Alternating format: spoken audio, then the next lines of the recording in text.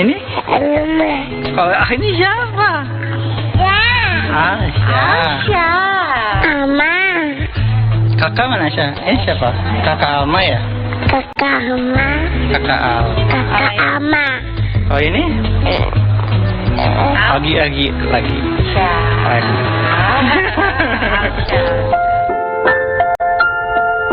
Lama tak terdengar kabar dan jarang terlihat warawiri di layar kaca lagi.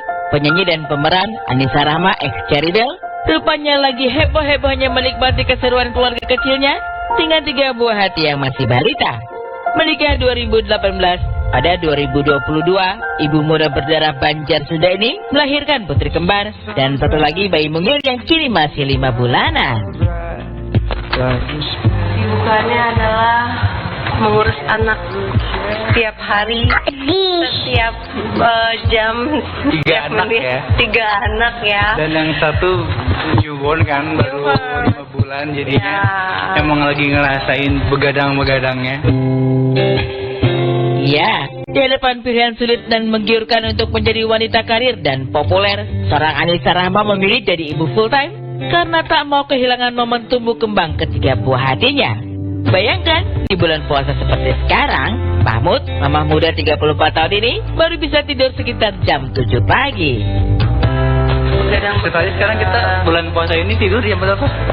Baru mulai tidur ya? Baru mulai tidur, iya, jam 7 pagi karena kita tuh jet lag juga kemarin habis pulang umroh kan, jadi di sana waktunya tidur, di sini kita masih seger ya. Jadi dari jam 12 malam tuh sampai subuh sahur udah kita nggak itu. Nggak tidur Nggak sama tidur. sekali. Jet lag banget lah, pokoknya masih pola tidurnya masih kurang bagus. Abinya umroh sama Umi sama Akila. Ada mau. Masa mau umroh? Iya. Mau umroh. Berdoa sama Allah ya. Berdoa sama Allah, ya Allah. Asya mau umroh sama Alma, sama Umi, sama Albi, sama Akila. Amin ya Allah. Ini sekarang pergi dulu ya. Nggak apa-apa ya? Agak lama sebentar. Terima kasih ke Pak Su yang tidak saja bisa bantu, namun menjadi partner terbaik Anissa melewati masa-masa paling riuh ini. Lihatlah bagaimana keduanya harus rela sip-sipan dan berbagi peran. Agak lamanya sampai 2 minggu nggak apa-apa ya. Abi sama Umi nanti malam mau pergi. Mau ikut kemana? Abinya mau umroh.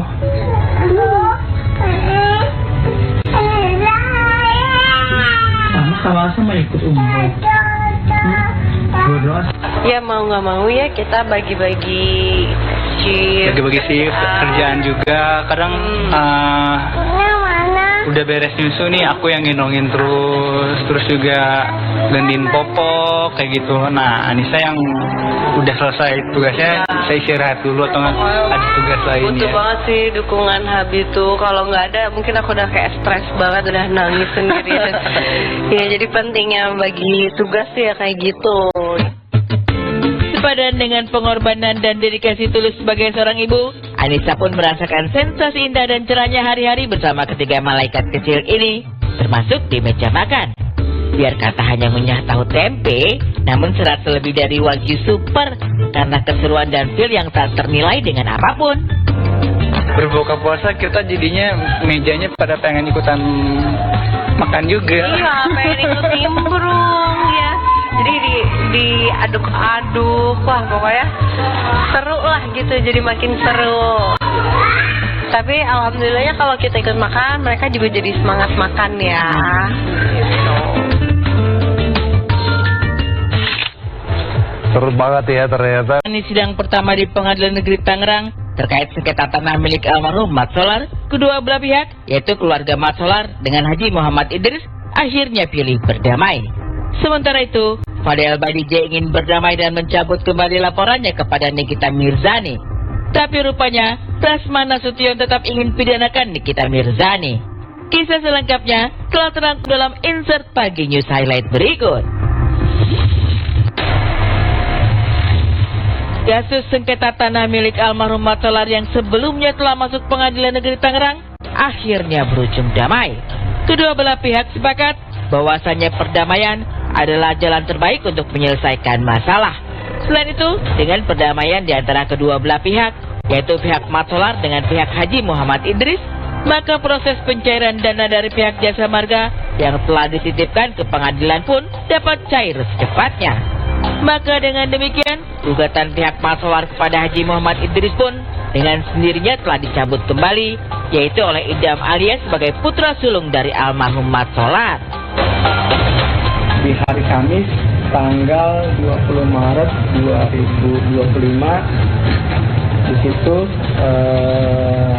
pembacaan perdamaian yang dibacakan oleh notaril, jadi perdamaiannya melalui notaril dengan kesepakatan kedua belah pihak, di mana kesepakatannya para pihak mengakhiri sengketa ini dengan perdamaian.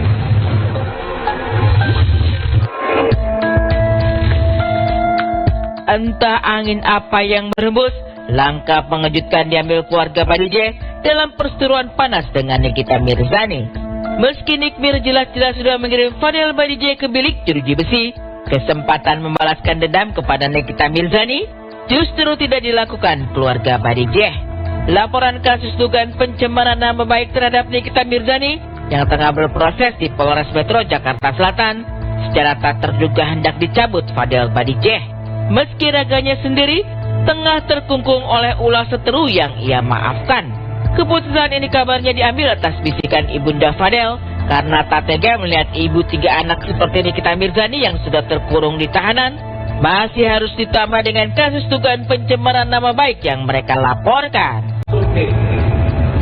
Saya mendesak jangan lagi terlalu lama urusan NM ini, karena ini terkait dengan penganiayaan, dan jika memang NM tidak mau diperiksa, artinya dia menghilangkan hak dia untuk membela diri pada proses laporan saya di tingkat interview atau klarifikasi.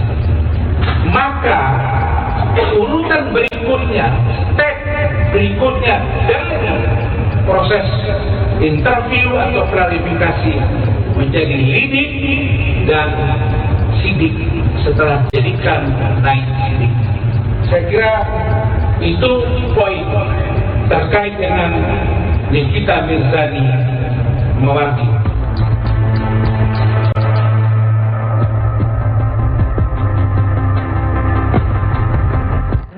Assalamualaikum warahmatullahi wabarakatuh.